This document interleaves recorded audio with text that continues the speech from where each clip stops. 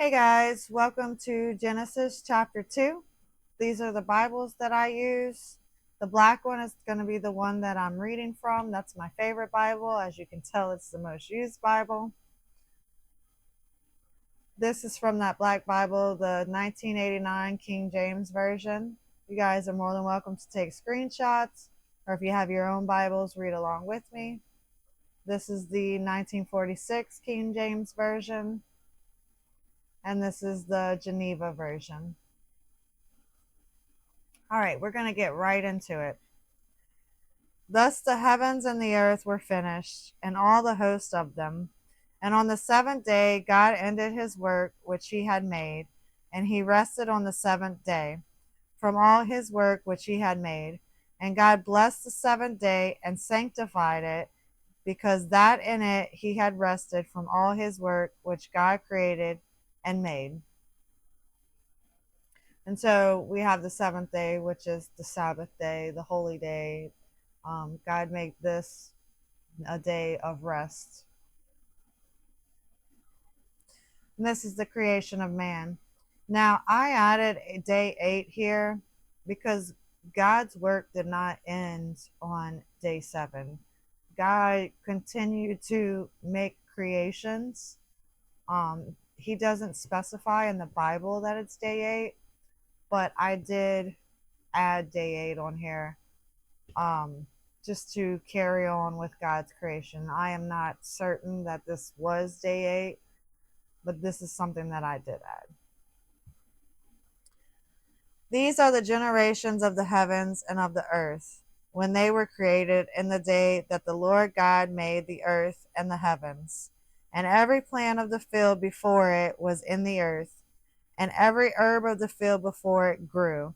For the Lord God had not caused it to rain upon the earth, and there was not a man to till the ground.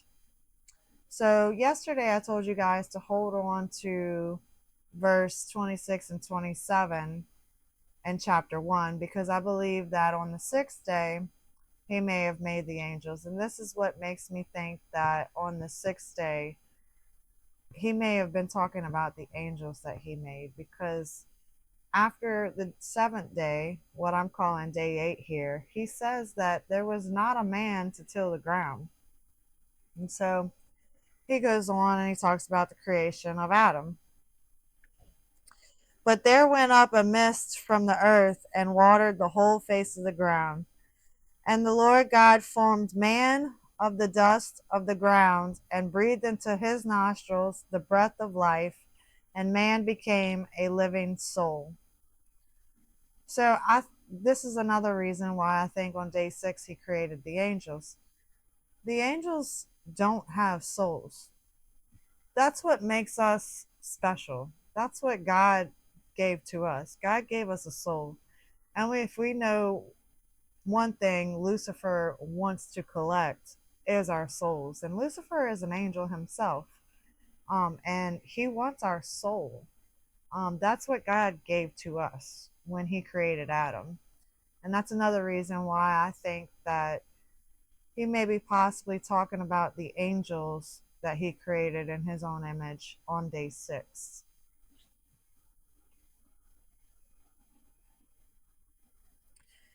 And the Lord God planted a garden eastward in Eden, and there he put the man whom he formed. And out of the ground made the Lord God to grow every tree that is pleasant to the sight and good for food, the tree of life also in the midst of the garden, and the tree of knowledge of good and evil. Now I'm going to stop here and talk about the tree of knowledge of good and evil, because one of the questions I had asked when I was reading this was, why would God put the tree of knowledge of good and evil in the Garden of Eden if it wasn't meant for us to touch? And I believe that we used to walk this earth with other entities. We used to walk this earth with angels. And in the days of Noah, it does talk about how we were amongst the angels.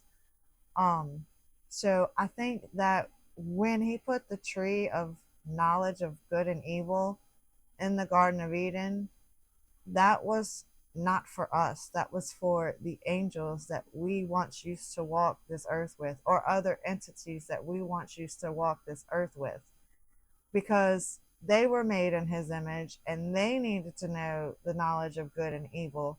But we were innocent souls. That was not for us.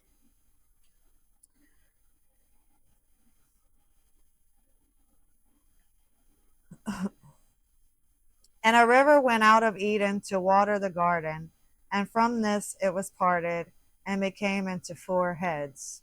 The name of the first is Pison.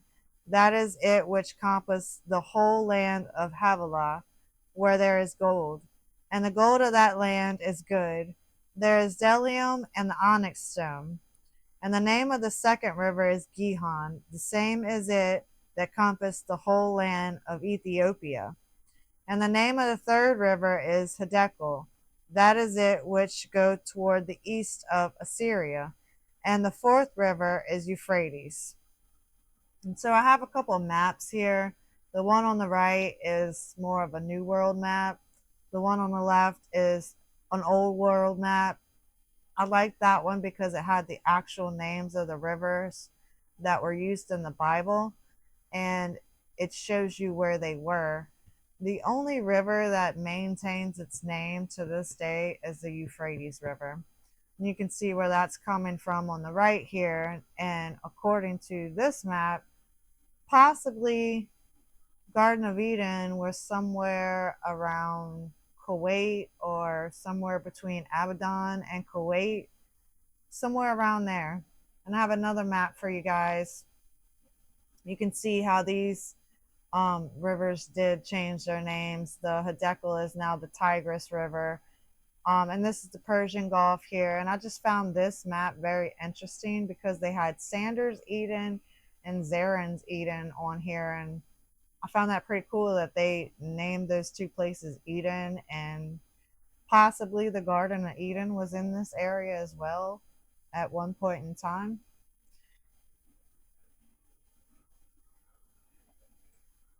All right. And the Lord God took man and put him in the Garden of Eden to dress it and to keep it. And the Lord God commanded the man, saying, of every tree of the garden they may freely eat, but of the tree of the knowledge of good and evil thou shalt not eat it, for in the day that thou eat thereof thou shalt surely die. And the Lord God said, it is not good that the man should be alone. I will make him a helpmeet for him. And out of the ground the Lord God formed every beast of the field and every fowl of the air, and brought them unto Adam to see what he would call them. And whatsoever Adam called every living creature, that was the name thereof. So Adam named every living creature on this earth: the horses, the lions, the cows, the birds. He named them all. And Adam gave names to all cattle, and to the fowl of the air, and to every beast of the field. But for Adam there was not found a helpmeet for him. And the Lord God caused a deep sleep to fall upon Adam, and he slept, and he took one of his ribs, and closed up the flesh instead thereof. And the rib which the Lord God had taken from man made he woman, and brought her unto the man. And Adam said, this is now bone of my bones, flesh of my flesh. She shall be called woman, because she was taken out of man. So even the woman, even Adam named the woman. We got our name woman from Adam, and I found that pretty cool. Therefore shall a man leave his father and his mother, and shall cleave unto his wife, and they shall be one flesh. And they were both naked, the man and his wife, and were not ashamed. So we're going to stop that there. Now, I would love to hear what you guys think.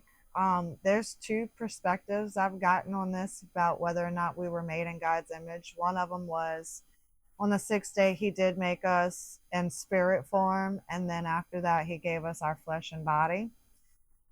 Chapter 3 doesn't really support that theory though, because as it goes into talking about how we were punished, it talks about what happened when we ate from the tree of knowledge, and we'll get into that tomorrow in chapter 3. But I am curious to see what you guys think. Do you think that we were created on the sixth day?